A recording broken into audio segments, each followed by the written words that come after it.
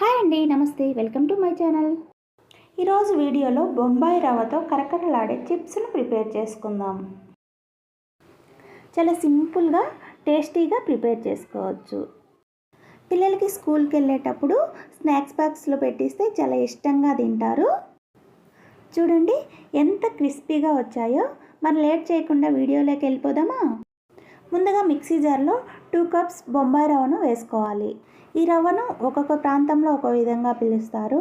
బొంబాయి రవ్వ అని, సుజీ రవ్వ అని, ఉప్మా రవ్వ అని కూడా పిలుస్తూ ఉంటారు. చూడండి ఇలా పౌడర్లా కొట్టుకోవాలి. మరీ మెత్తగా గ్రైండ్ అవ్వదండి, కొంచెం బరకగానే ఉంటుంది. ఇందులోకి మనం 3 ఎండుమిర్చిని విత్తనాలు లేకుండా తీసి తుంచి ఇందులో వేసుకొని 1 స్పూన్ జీలకర్రను వేసి 3 పల్స్ తిప్పుకుంటే సరిపోతుంది. మరీ మెత్తగా గ్రైండ్ చేయాల్సిన అవసరం లేదండి. ఎండుమిర్చిని కచ్చా పచ్చాగా ఉంటే సరిపోతుంది. మీ దగ్గర చిల్లీ ఫ్లేక్స్ ఉన్నా వేసుకోవచ్చు. ఈ మిక్స్ని ఒక బౌల్లోకి తీసుకొని అందులో రుచికి సరిపడినంత సాల్ట్, సన్నగా కట్ చేసి పెట్టుకున్న కరివేపాకు వేసుకొని బాగా మిక్స్ చేసుకోవాలి. మీకు జీలకర్ర ఫ్లేవర్ నచ్చకపోతే ఇప్పుడు కలుపుకునేటప్పుడు జీలకర్రను స్కిప్ చేసి వామ్ను కూడా వేసుకోవచ్చు. బాగా మిక్స్ చేసుకున్నాక కొన్ని వాటర్ యాడ్ చేసుకుంటూ చపాతీ పిండి అంత గట్టిగా కాకుండా కొంచెం సాఫ్ట్గా కలుపుకోవాలి.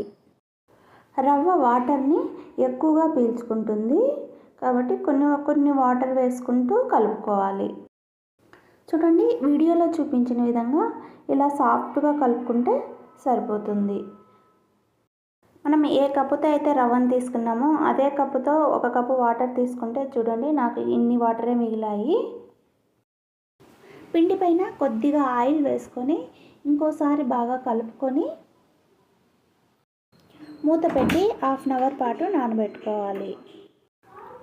1/2 అవర్ తర్వాత చూడండి ఒకసారి బాగా కలుపుకోవాలి. మీకు ఎక్కువ గట్టిగా అనిపిస్తే చేతికి కొంచెం తేమ చేసుకొని మళ్ళీ బాగా కలుపుకోవాలి. ఇప్పుడు ఒక చిన్న ముద్దను తీసుకొని మిగతా పిండిని ఆరిపోకుండా కవర్ చేసుకొని ఈ ముద్దను చపాతీ పిండిలాగా రుద్దుకోవాలి.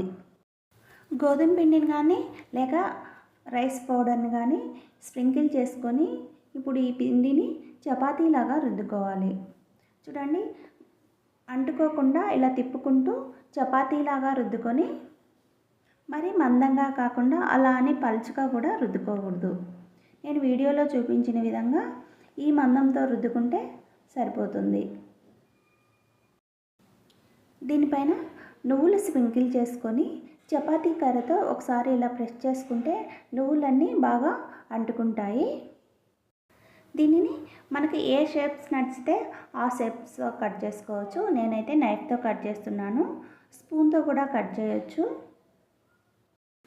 నువ్వులు వేయడం వల్ల మరి కొంచెం టేస్ట్ యాడ్ అవుతుందండి. చాలా బాగొచ్చాయి. మీరు కూడా ఒకసారి ట్రై చేయండి. వీటిని అన్నిటినీ ఇలా విడివిడిగా అన్నీ ఒక ప్లేట్లోకి తీసుకొని పక్కన పెట్టుకొని డీప్ ఫ్రై చేసుకుందాము. మిగతా పిండినంతా ఇలా చపాతీలా రుద్దుకొని పైన నువ్వులు స్ప్రింకిల్ చేసుకొని మనకు నచ్చిన షేప్లో కట్ చేసుకొని పక్కన పెట్టుకోవాలి. నేను ఇక్కడ స్పూన్తో కట్ చేస్తున్నాను. స్పూన్తో కూడా చాలా బాగా షేప్స్ కట్ చేసుకోవచ్చు. నేను పిండినంతటిని ఇలా కట్ చేసుకొని అన్నీ ఒక ప్లేట్లోకి తీసుకున్నాను. స్టవ్ మీద ఒక కడాయి పెట్టుకొని అందులో డీప్ ఫ్రైకి సరిపడా ఆయిల్ వేసుకొని ఆయిల్ హీట్ అయ్యాక ఇలా ఒకటి వేసుకుంటే మనకు ఆయిల్ హీట్ అయిందో లేదో తెలుస్తుంది. వెంటనే పైకి వస్తే ఆయిల్ హీట్ అయినట్లు. ఇప్పుడు మనం ముందుగా ప్రిపేర్ చేసి పెట్టుకున్న వాటిని ఇందులో వేయాలి. ఒక్కొక్కటిగా వేయాల్సిన అవసరం లేదండి. ఇట్లా వేస్తే కూడా నూనెలో వేస్తానే అన్నీ విడివిడిగా వస్తాయి. వీటిని లైట్ గోల్డెన్ బ్రౌన్ కలర్ వచ్చేంత వరకు ఫ్రై చేసుకోవాలి. మంటను మీడియం ఫ్లేమ్లో పెట్టి ఫ్రై చేసుకోవడం వల్ల ఇవి బాగా క్రిస్పీగా వస్తాయి. చూడండి బాగా గోల్డెన్ బ్రౌన్ కలర్ వచ్చాయి కదా, బాగా క్రిస్పీగా వచ్చాయి. మిగతా వాటిని అన్నిటిని కూడా ఇలాగే ఫ్రై చేసుకొని ఒక ప్లేట్లోకి తీసుకోవాలి. చూడండి ఎంత క్రిస్పీగా వచ్చాయో. మీరు కనుక ఫస్ట్ టైం మన వీడియో చూస్తున్నట్లయితే ప్లీజ్ లైక్ చేయండి. మీరు లైక్ చేయడం వల్ల మరికొద్ది మందికి ఎక్కువగా కనిపిస్తుంది మన వీడియో. ప్లీజ్ అలాగే సబ్స్క్రైబ్ చేసుకోవడం కూడా మర్చిపోవద్దు. Thank you.